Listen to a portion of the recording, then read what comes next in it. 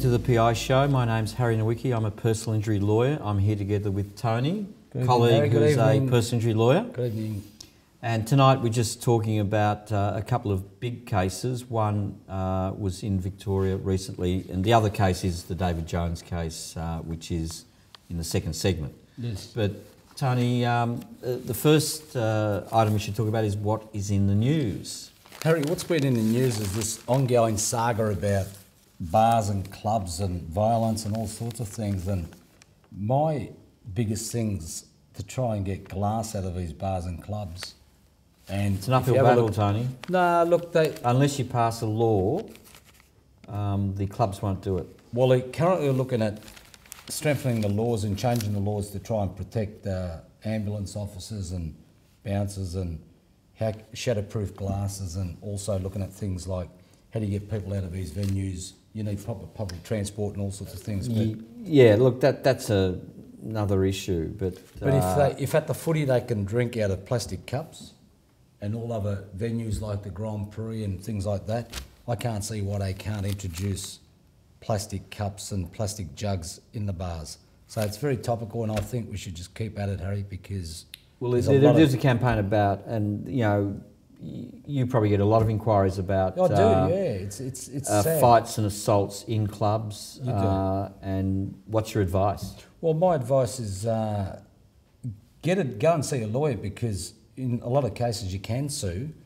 but I'd like there to be some changes to get rid of the thing that causes the damage, which is glass, Harry. That's one of the things. But there are a lot of fights and violence in and around clubs. So I think we'll be a problem. Coming back to this in other segments. Yeah, there's a lot of court cases to do with that as well. There is. But recently, Tony, there was a court decision by a judge, I think on the 1st of September, in September, awarding a plaintiff in a work accident $1.2 million. It's a big judgment. Which is the statutory maximum. What happened in that case, Tony? This is a fellow that was employed by one of Gary Morgan, Morgan Research, one of his companies, and this fellow was asked by his employer to go into a lift wall to repair the lift. But of significance in this case, Harry, is that the employee, Sharif, had a cast or bandage on his hand, one of his hands. He had previous damage. Yeah, and he's up on a ladder, working in a very dark environment, and he's fallen through the lift well. And in doing he's fallen down the ladder, I think, was the He's come off the ladder, but I think he's gone into the lift well, Harry. Yeah. And he sustained some serious injuries to his leg. His right leg was right ankle was the main injury.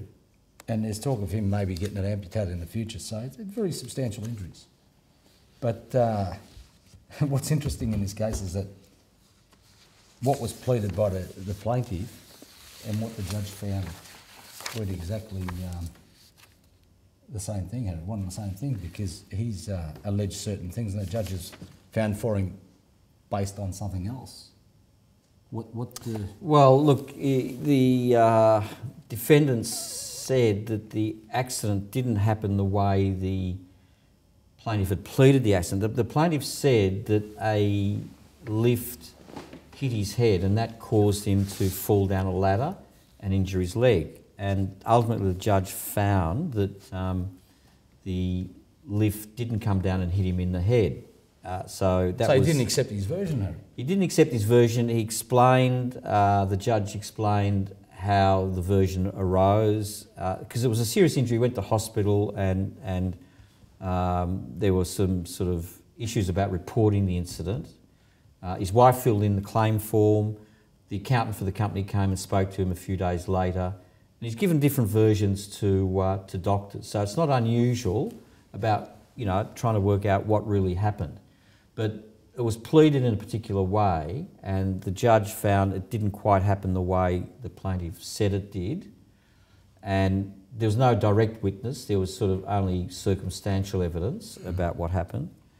But the judge found, nevertheless, that the company was negligent because it was an unsafe system of work. Had instructed him to go down a dark lift well when he had an arm which was damaged, and it was foreseeable that this put him at risk. Well, Harry, so are you saying that if it wasn't for that previous injury that was unrelated, that he wouldn't have won his case? It would have been more difficult because it maybe I think there was an issue about whether he was qualified or not to be to do lift maintenance at all, and whether there was an alternative arrangement. And there was an urgency about it as well, and the employer probably shouldn't have been as dogmatic and as urgent without investigating the fault properly. So, look, there would have been an argument, but it would have been more difficult, Tony. It just highlights that there's a very, very high onus on employers to ensure that the workplaces are safe. That's the interpretation you can put on that judgment. Yeah. He got awarded substantial amounts for general damages and loss of income, Harry. Have you got those figures? Yeah, I think damages were in the generals were, I think, $400,000. Yeah, it was over 400,000. That's correct. And there was past and future economic loss. I think the date of injury was... Well, see, the judge, after reducing the damages by 20%, his general damages were 320,000, Harry. Yeah. So, yeah, the original figure was about 400.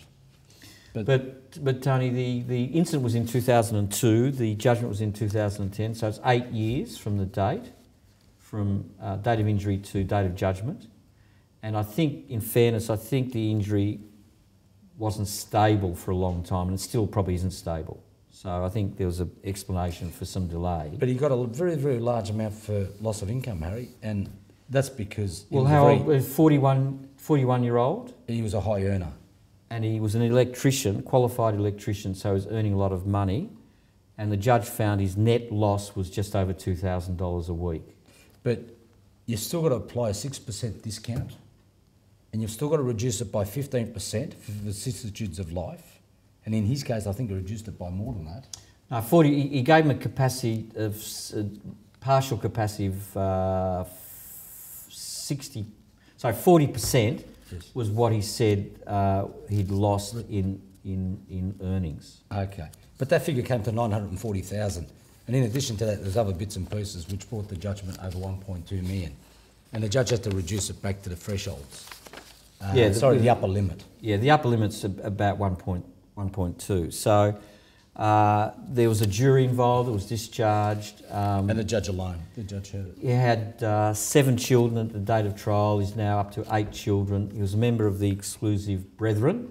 Yep. And the defendant was suspicious of the claim for some reason. I can't understand why. But well, Harry, also significantly, this was the same lawyer that ran the case, John Carensis. He's run 2 cases over $1 million this year.